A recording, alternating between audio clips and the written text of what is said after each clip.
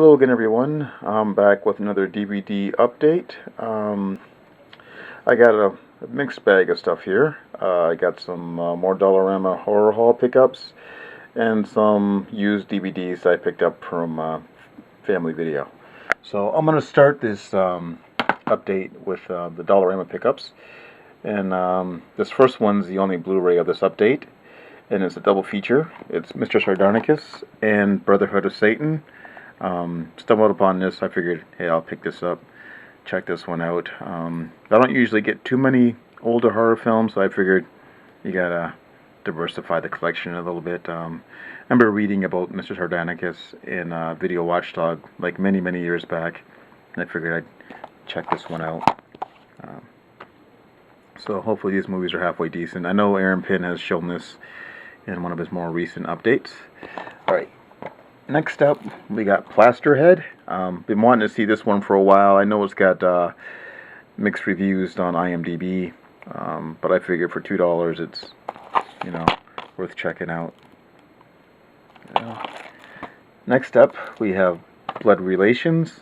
Really looking forward to watching this one. I remember watching this on cable back in the 90s, but I don't remember much about it, just the ending, unfortunately, which has got a twist, which I remember all too well. But reading up on this, I guess it's a very strange movie. It's about this woman who's gonna marry this guy. I guess he has a wealthy family, or they're all brain surgeons and stuff like that. And then she decides to go spend the weekend at their mansion, and it just gets kind of nutty. So, looking forward to checking this one out all the way through. Okay, and we got Dylan Dog, Dead of Night. And the main reason why I picked this one up is because this one is based off that Italian comic book that was also the inspiration for Cemetery Man. So I figured this would be a decent companion piece, especially for $2. I'm glad I didn't rush out and buy this when this first came out. Mixed reviews on this one as well, but for $2, whatever, what are you gonna do? Alright, and last of the Dollarama pickups, we have Blind Alley. I think this is a Spanish one. Really looking forward to checking this one out. This also has the actress that was the main love interest in Blade 2 is also in this one. I haven't seen her in very many movies since Blade 2, so looking forward to checking this one out. Alright, now we're going to go on to the Family Video pickups. Got this right? Yep. And we have As Above, So Below. And I was really happy with this one. I didn't think I was going to like this one at all. But, they had it in their 2 for $5 section, so I figured I'd pick this one up. Started watching it, and I really enjoyed it. And this is another one of those found footage type films.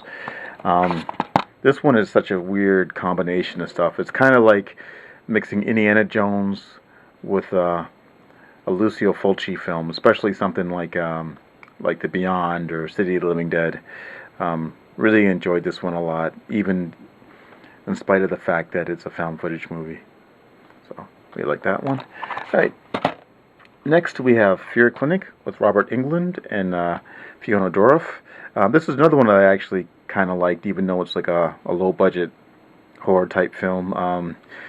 This one, Robert Englund plays this scientist that's working on helping people overcome their fears, and he ends up creating a doorway to some kind of fear creature. This one's really cool, and this one actually plays a little bit with expectations. Like Robert Englund's character in the film is well-meaning. He isn't like an ass. He isn't an evil scientist, like you think they would have went with. And I really felt bad for his character. And Fiona Dourif is really awesome. I hope she makes more horror films. I really enjoyed her in Curse of Chucky, and she was really good in this one too. Now there is a twist with this one, with one of the characters, which is kind of cool. Now this one was made by the same guy that made the Chrome Skull movies. I think his name's Robert Hall. And of course some of the other actors from the Terminator TV series pop up in this one too, because that's where he did special effects or something like that for him. So there's a couple actors from that TV series are in this as well. Alright, next we have an IFC Midnight film, and that's High Lane. This is I think this is a French film, and this is really good. This one kind of reminded me like of a French version of Cold Prey, except for them being out in the snowy mountains. They're just like rock climbing in the Balkans or something like that. And of course, you know, they get lost and they come across some crazy person that's hunting them down. This one is really cool. This one, what I liked about it is it gets kind of unpredictable with some of the kills. Some of the characters die in this one you think would make it all the way through to the end, but they don't. And that was what elevated this one for me. Alright. Now this is the last of the family video pickups. And this one is Open Windows with Elijah Wood and Sasha Grey. Now this movie takes place entirely on like laptop screens and stuff like that. And I really did enjoy this one a fair bit. I didn't think I was going to like this film. Basically, Elijah Wood is this guy that he's expecting to go on like a promotional dinner date with this actress played by Sasha Grey. It ends up finding out that the date's been canceled, and this guy pops up on his computer screen and tells him like, hey, the date's been canceled and stuff.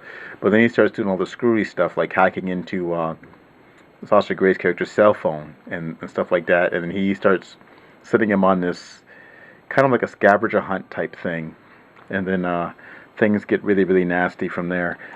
This film is really, really cool. The only thing I didn't like about this film, though, is that that the twist, it gets just too many twists, and then it's to the point, it's like, oh, what the hell then, you know? I always hate when films get too twisty, and this one gets very twisty, but I still enjoyed it.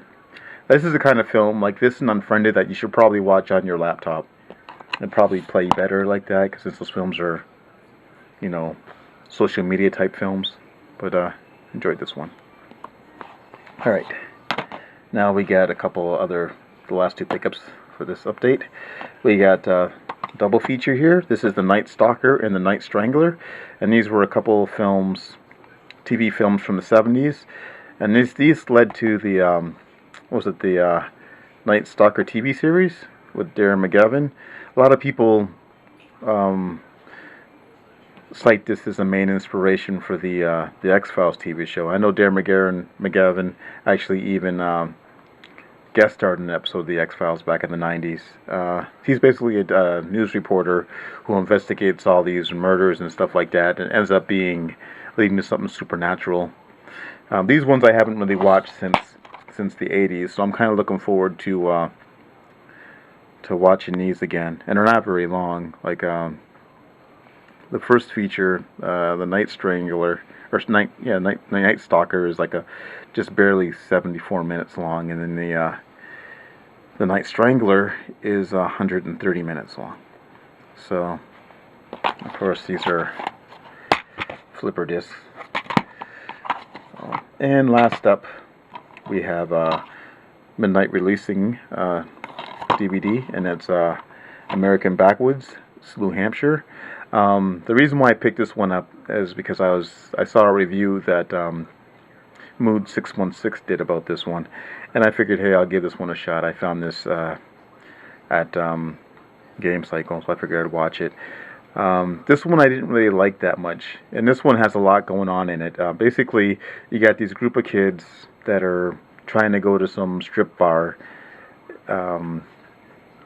near Canada or in Canada or something like that, and they run afoul of some rednecks, and then the rednecks and them and the kids run afoul of some crazy Viking people, and there's a lot going on. Basically, this film is a mixture of Deliverance with The Hills Have Eyes and some other shit, Most Dangerous Game type story. And this one, I kept waiting for this one to get good, but it was almost like they were more interested in running out the running time of this film. Like, it's 100 minutes long, but it just never really gets started, and I was really disappointed. There's some decent gore in this, and there is some male-on-male rape, which was kind of weird. I don't know, this could have been a really cool movie. It was like, I don't know, like, for a low-budget film, it's alright, but I don't know. But I was disappointed in this one, especially how it just ends, too. They didn't even have, like, a proper ending for this film. So, that's my update, guys. Thanks for watching, and just another reminder, I have that contest going on with my last video. So, if you haven't made an entry yet, go ahead and make one. I'll be adding more stuff to the prize pack. So, that's it, guys. Thanks for watching, and I'll talk to you all soon.